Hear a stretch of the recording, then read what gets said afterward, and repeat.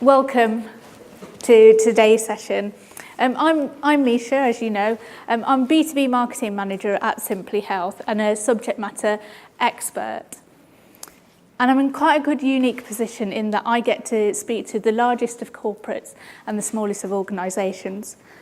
So what I get to see is what your challenges are across the board and globally, what they are there, and also what's unique to your business. Now, from this morning's session, this looked like it was quite an interesting topic, so I hope you can walk away with some of the answers that you are looking for.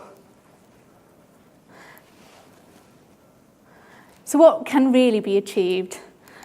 And I think for me, this very much depends on what is it that you're trying to achieve? What's your business objective? So I thought here we could turn to you and ask you, there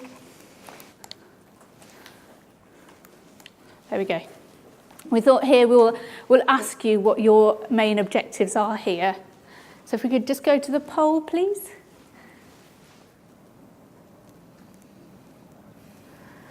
I see there seems to be a clear leader there, I think, which is good because we're going to be talking about some of that today. Today's example, we're going to be kind of focusing on what happens when you're challenged with budget cuts, how you adapt your culture and manage change to create a more resilient workforce, how you can do this with by maintaining your commitment to employees, but also by meeting your business objectives today. Today I brought along one of my clients from Shepherd's Bush Housing, who's going to talk through kind of how they approached it, basically. Shepherd's Bush Housing Association has 250 employees, a very diverse workforce from trade staff all the way through to office professionals and anyone in between. They have a wide range of ages in the organisations and different and people with different lifestyle requirements as well. So what Charlotte will cover off today is an insight into the range of health and wellbeing initiatives that are available, which have minimum cost and maximum impact. She'll go on to talk about how they got to that point, and so how did they approach it. We'll talk about the different needs of those employees and how you can address those, and hopefully you can take away some of the things that they did there and translate them into your business. Thank you. How's the clicker work? No, just that one. Hello.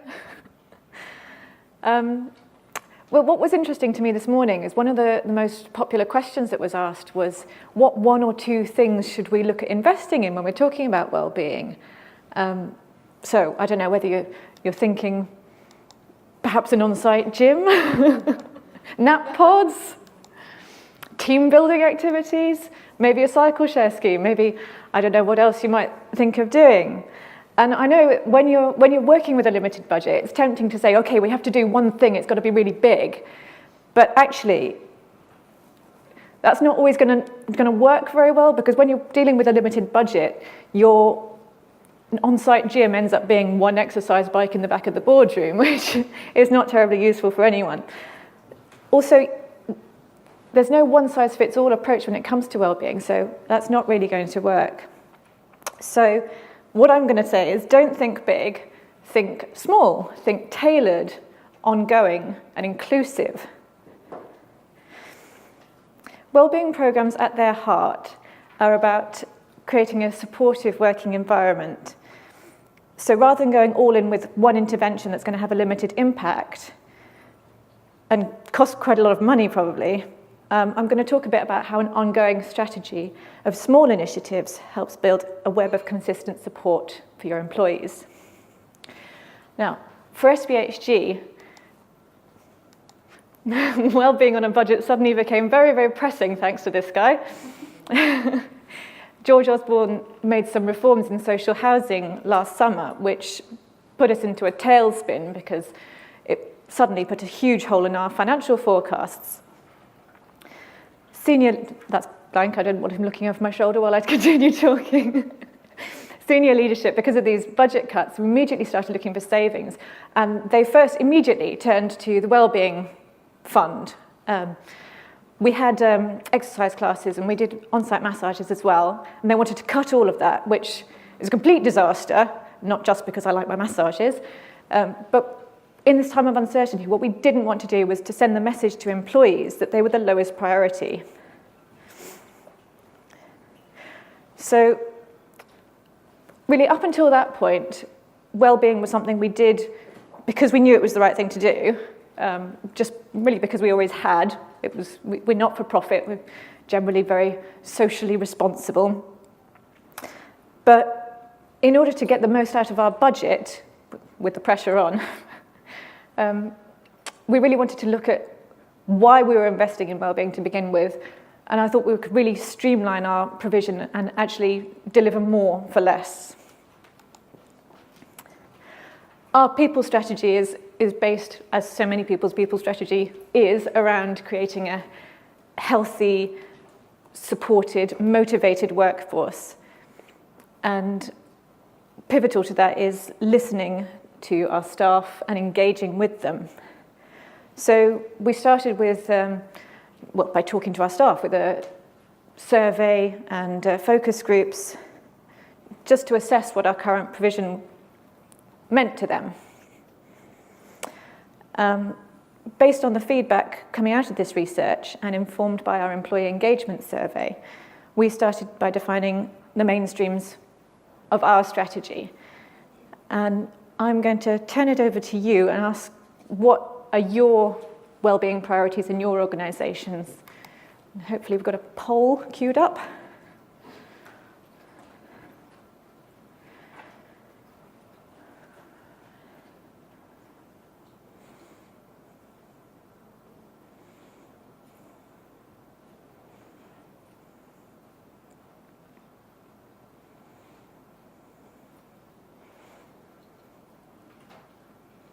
Okay. We defined three mainstreams, which are all interlinked. Firstly, physical health and fitness, because we're primarily office-based, so sedentary, and so we felt it's important to support physical health and fitness of our staff. Next, we wanted to look at social aspects, because in our engagement survey, one of the most alarming findings was that actually 3/4 of our workforce didn't feel that communication across departments worked well. So we wanted to help people build healthy, strong working relationships within the organisation. And lastly, mental health is a priority for us because of the sometimes stressful, emotionally stressful work we undertake dealing with vulnerable clients. So looking first at physical health and fitness, we refer to a government report which found that there seemed to be a two-way causality between health and well-being. So good health improves well-being and good well-being improves health. So we started with a couple of quick wins around healthy eating. First of all, just in response to feedback from staff, we started stocking healthier options in the vending machines alongside the less healthy options, because we like people to have their own choice. We also started a healthy recipe sharing forum on our intranet, which has actually been quite popular. I've had some feedback from staff who tried out each other's healthy recipes. And that helps to prompt discussion around healthy eating topics generally. We also introduced mini health checks with an occupational health nurse, which is quite cost effective. So we had an absolute indefatigable nurse came and spent 3 days with us. She saw close to half of our entire workforce, nearly lost her voice by the end of the 3 days. But it was just a 15-minute consultation which covered BMI, blood pressure check, early signs of diabetes and cholesterol. Although, because we obviously respect the confidentiality of our employees, the information wasn't shared with HR, some of our staff did actually say that they were able to address potential health issues by flagging any red flag results with their GP.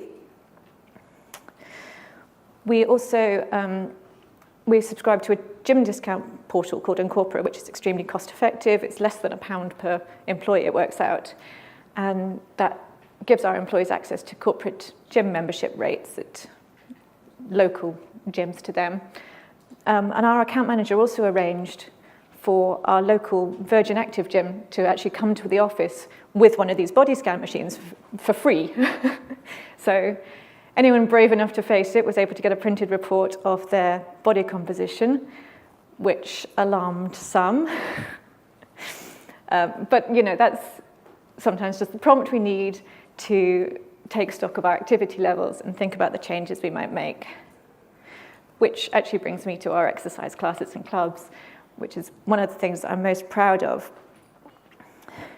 We have a yoga class, a high-intensity boot camp class, and we have a sponsored five-a-side football club for which we rent a local pitch. And we did have another class, an aerobics class, which we actually replaced with the football club in order to make it more appealing to diverse groups. And some of the feedback that we've had about these classes is really positive, that because they're on site immediately after work, people say it's really easy for them to get motivated to exercise. One senior manager told me that due to his long commute, he'd had to give up his local gym membership, but because of our classes, he was able to maintain his fitness regime. And this employee in particular provided a really good summary of the benefits he saw, saying that the activities are excellent for mental and physical health, help him to maintain focus, help build a sense of camaraderie with colleagues, and even build relationships in the wider industry by playing football matches against other housing associations. And at the heart of this is one of the crucial insights that emerged when I was talking to colleagues about our fitness initiatives. A lot of the benefits they reported were actually social, as well as the obvious physical exercise benefits. They really enjoyed spending that informal time with colleagues, the sense of community, and building relationships across departments. And this relates back to the finding from our engagement survey that communication across departments doesn't work well. So we're looking at this feedback and thinking, well, this could be, we're onto a winner here. And the science actually supports this. We know that exercise releases endorphins, obviously positive feelings involved in that. But in addition to that, coordinated and synchronized movement, like in an exercise class, actually helps build and maintain strong personal bonds between people. And this clearly has important implications for creating strong working relationships. And it's these social benefits that drive the second branch of our wellness strategy, which is all about social inclusion. Research published by the Harvard Business Review credited strong social networks at work as one of the most important factors in fostering productive collaboration. They provide psychological and health benefits for individuals and teams, and help stimulate new ideas and improve collective resilience, which is obviously really, really important, particularly in this time of change and uncertainty. And the good news is that you don't have to go on an outward-bound team-building retreat and do trust falls in the woods to gain these benefits. Social interactions are actually one of the easiest interventions to facilitate with minimal investment. One of the ways we've started bringing people together is by screening TED Talks at lunchtimes once a week. And obviously these are free. We lay on some fruit. Somebody was making fun earlier about Fruity Wednesdays, but this is something we enjoy. So we've aired some really inspiring talks and started getting people together from different departments, started conversations, I mean, it's become a bit of a regular thing. We have several regulars who won't miss anyone. And continuing in the spirit of expanding our minds as we expand our social networks, we also coordinate ad hoc culture trips to museums and lectures on occasion. And I don't know if you've ever been to the after-hours events at the museums. They're brilliant. You get to explore the exhibits without children getting in your way when you want to go on interactive exhibits. And they do lectures and interactive workshops and things. They're pretty good fun. One of the recent ones we actually went to was a science museum themed around Alzheimer's, which links very well to some of the work we do as an organisation around supported accommodation and outreach projects for elderly people.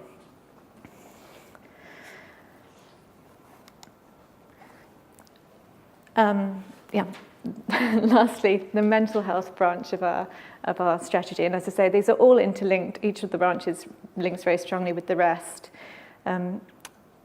Firstly, we support volunteering activities for our staff, and this is something that, again, links very strongly to our ethos as a business. So we give all of our employees 2 paid volunteer days per annum, and they can use this to go and work with any charitable organisation. We've had one lady go and build a school in Africa. Another set up her own charity this year, working with refugees from Syria. One group of ladies did a sponsored cycle ride to Cardiff. So we've got all sorts of different activities going on. And we also have internal projects arranged by our own employment and volunteering team, who arrange gardening and home redecoration projects for elderly and disabled tenants of our association, which again enables that informal interaction with colleagues, going and clearing out someone's garden together. And clearly this has a time cost rather than a monetary cost, but we think that really is worth it for the intangible benefits it brings, and it again ties back to what we're about as an organisation. Of course, we also engage with national campaigns, Wear It Pink, Macmillan Coffee Mornings, Learning at Work Week is another one.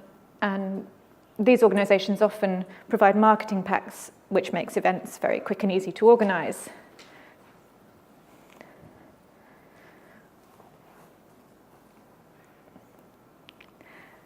We also engage with awareness days surrounding mental health awareness. So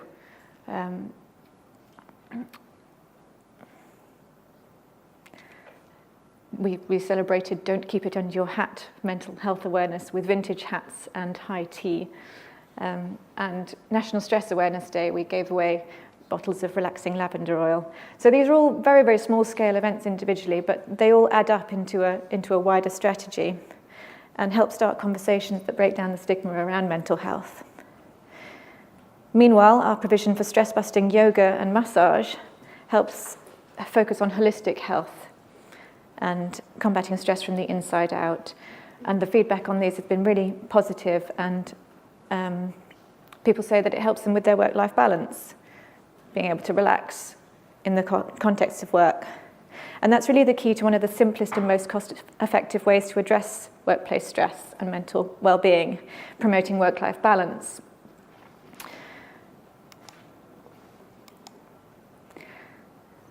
So in order to show our employees that we want to come across as a supportive workplace for them, and so we really encourage them to ensure they take their full lunch breaks, use the flexi-time system, work from home if it's practical, and that really sends a strong message that we value the work-life balance of our employees. So this is all absolutely achievable without the need for your nap pods, your on-site gym. And as I say, we have had a cut. We cut 20% of our wellbeing budget, but we're still able to run a meaningful wellbeing program with an events calendar ensuring activity is ongoing throughout the year. The overall selection of initiatives caters to a cross-section of interests. Careful planning ensures that events are ongoing throughout the year and are accessible to all staff, while providing excellent value for money for our organisation's budget. we've managed to hold on to the massages and the exercise classes for now, but we know that even if we have to consider cutting back on them or passing on some of the cost to staff, we'll still be able to maintain a meaningful wellbeing program.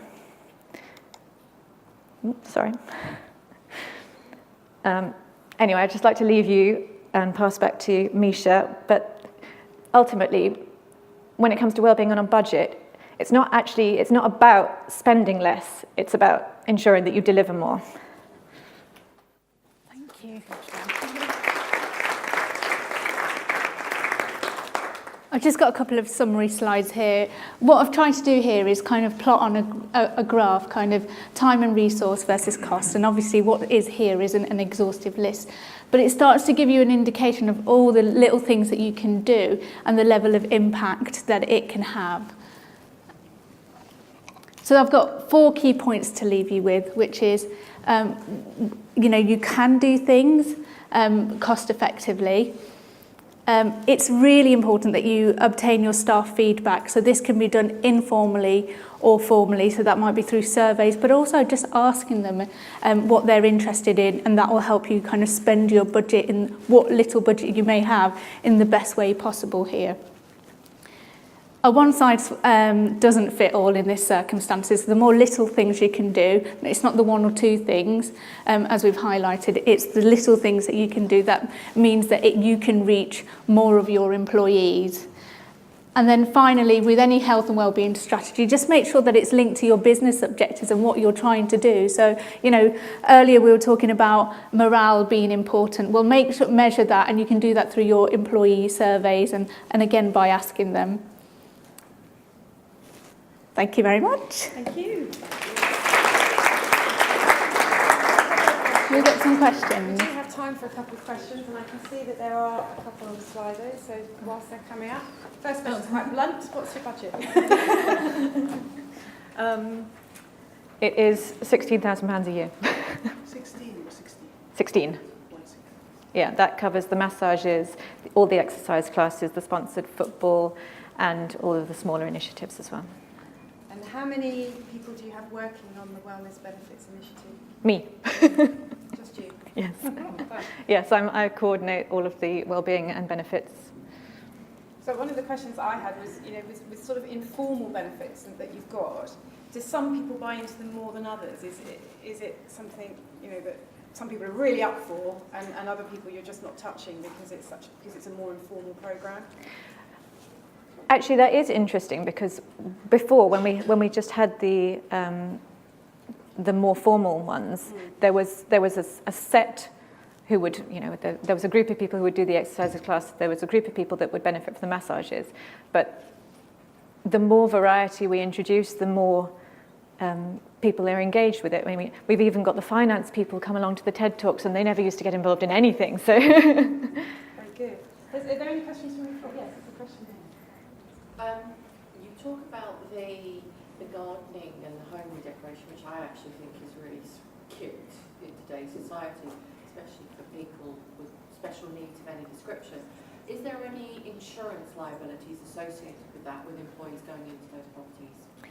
They are our properties. We're a housing association, so they are ours. I would have to refer to the team that organises them to see if there are any liabilities, but I'm sure they've got it covered if there are. And typically in when I've come across these things, what happens is that there will be a health and safety risk assessment that you would have to do, and some of your kind of public liability insurance covers you for that. So that's kind of how I've seen it being dealt with previously. Lovely. Yeah. Another question here. How do you administer your activities? Do you use spreadsheet work or? Yeah, it's manual, and we advertise sort of the calendar on our intranet. Yes, it's a little bit clunky, but we're quite a small organisation, so it doesn't have to be anything fancy.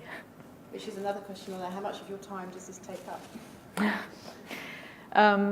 Well, in HR, there's no such thing as a typical week, so it could be.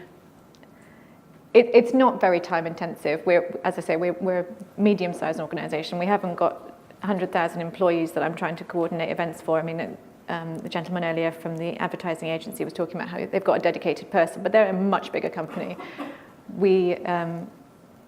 A lot of ours is based around events that are already happening, awareness days or the museum lates or that sort of thing. TED Talks can be organised in minutes. The exercise classes take care of themselves, so it's not a huge administrative overhead. I think it's a good opportunity to get your staff involved as well. If resource is an issue, then give the responsibility over to them to take on some of the work as well. Okay, any more questions? No? Well, thank you very much. Thank you. Session.